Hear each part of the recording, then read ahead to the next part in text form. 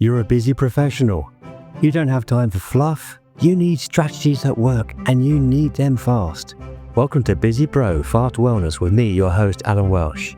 We're here to give you science-backed hacks and actionable tips to boost your focus, minimize friction, and maximize your results. Less time, more impact. It's time to get well, stay strong, and thrive. Let's get to it. Hello everyone and welcome back to Busy Pro Fast Wellness with me, your host Alan Welsh. And I'm back in Valencia. I'd love to say sunny Valencia, but it's pouring with rain. You might even be able to hear it beating down on the panes out there. Anyway, these things happen and we have rain in Spain, of course. And today I want to talk about a moment from my distant past, such a long time ago that I dare not say. It happens to be, well, at the time, it was a nerve-wracking and an empowering experience ultimately, and also quite humbling at the same time. And this episode, it connects with a book that I'm currently listening to, which is called The Inner Game of Tennis by Timothy Gallwey, and it was referenced in my last podcast with Tarek Michael Chuja of the Purpose Driven Movement podcast. So you haven't checked that out, I really recommend you do. So even if you've never played a note of music or ever stepped on a tennis court, this episode could well be for you, because it's something that we all face, and it's that inner voice that gets in the way when the stakes can be high. So way back in my undergrad years, when I was studying at music college, my primary instrument, or my first study, was trumpet, and I was fortunate to be studying with George Reynolds, who was an amazing player and regularly played with the LSO, the London Symphony Orchestra. But I also studied piano as well as my second study. And although this wasn't my main focus, because we had lots of academic topics and subjects as well to do, I had managed to get to a decent classical level even prior to coming to study at the music college. When I was on my own, I could play challenging pieces, Bach two-part inventions, Beethoven sonatas, Czerny studies. Technically and musically, I could do all of this.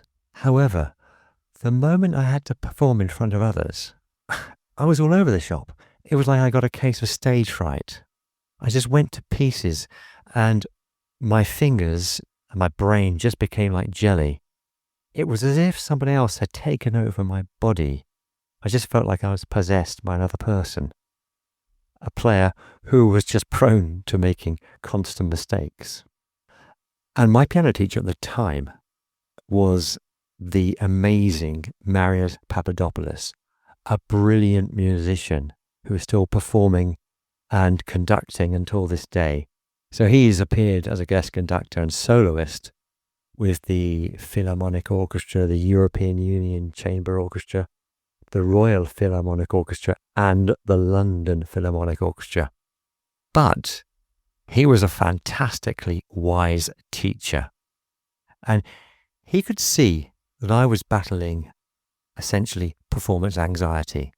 So he decided the only way through this was to face it, to battle through it in the extremely challenging circumstances. Well, for me anyway. He invited me to perform at his home in North London.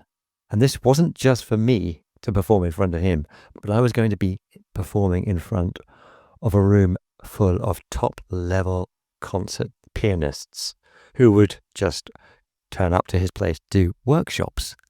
Now, let that sink in for a moment. There I was, a second study pianist, feeling barely competent on a good day, about to play a couple of my final recital pieces on a grand Steinway in front of elite players. I recall during that period of time, even on the tube ride to Marios's home, I was just a mess, a bag of nerves. And to calm myself down, I remember putting on Chuck Mangioni's Live at the Hollywood Bowl. And that album at the time was just my comfort zone. It was a warm, joyful cushion, if you like, of brass and rhythm. But this helped me because music is such a powerful tool, especially when times are hard, or you're feeling down, or you're just in a state of plain nervousness. So when I got to Marius's home, to be honest, I hadn't really expected so many people to be there. And my memories of that time are of an organised, pristine setting with well-turned-out players, well-dressed, and they just oozed confidence. And I sat down, said hello.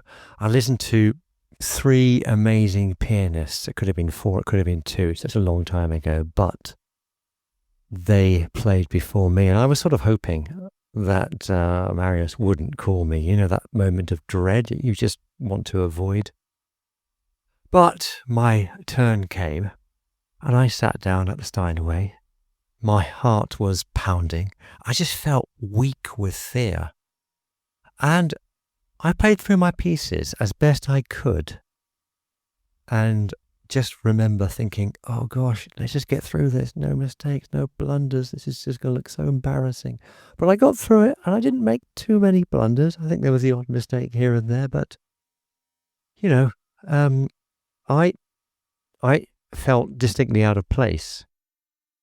But when I finished, there was silence. And then what happened next threw me a little bit. I got a rapturous round of applause. The other pianists, these people, such high, fantastic abilities, the higher echelons of pianists around. You know, they were so kind, they were so gracious, so supportive, and they acknowledged how tough this situation was for me, and they offered genuine encouragement. So I was stunned.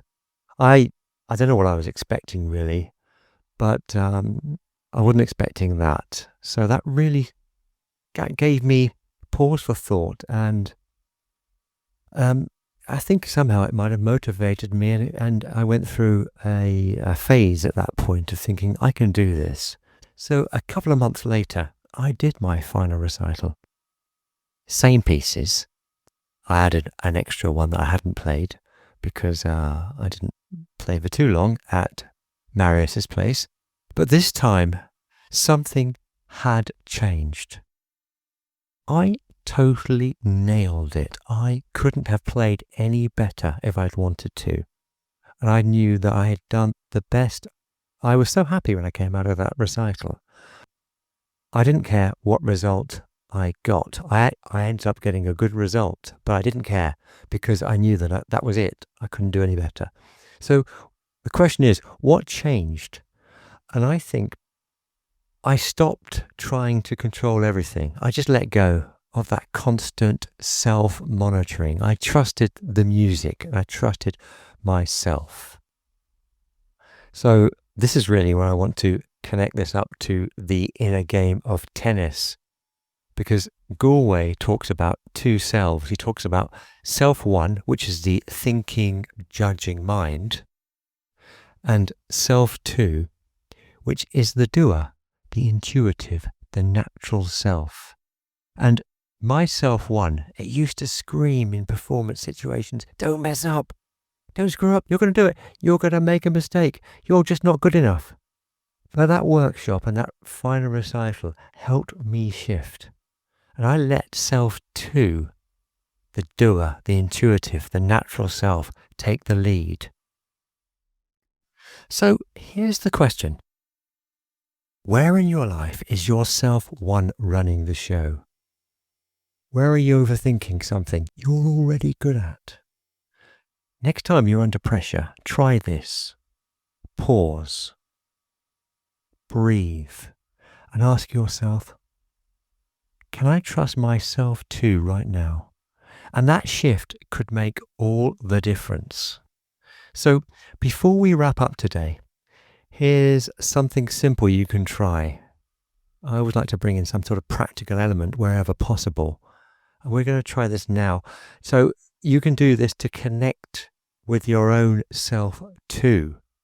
And I call this the 3-breath reset. So wherever you are now, I want you to pause and feel your feet on the floor. Really feel them. Relax your shoulders at the same time and take one slow breath in through your nose. And as you breathe out, drop your jaw slightly. Let the tension go. That's it. And the second breath, I want you to notice your surroundings. Just 1 or 2 details. It could be a color, a sound, a texture of something in the distance. Okay.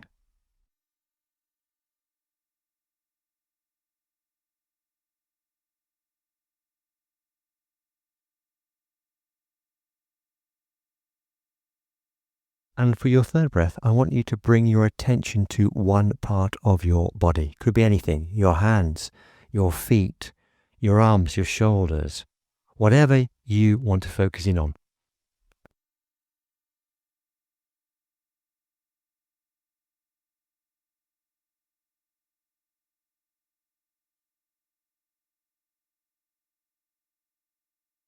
And that's it. 3 breaths. This will take a minute or less, but it's a simple way to shift from that inner critic into that part of you that's just, well, that part that just does the thing, I guess. Okay, that's all. Thank you for listening to Busy Pro Fast Wellness. And if any of this resonated with you, I'd love to hear your story. You can always write in the comments. Don't forget, if you can, please share the episode with somebody else who might appreciate it as well. And until next time, take care of your body, your music, and your moments of courage. Goodbye for now.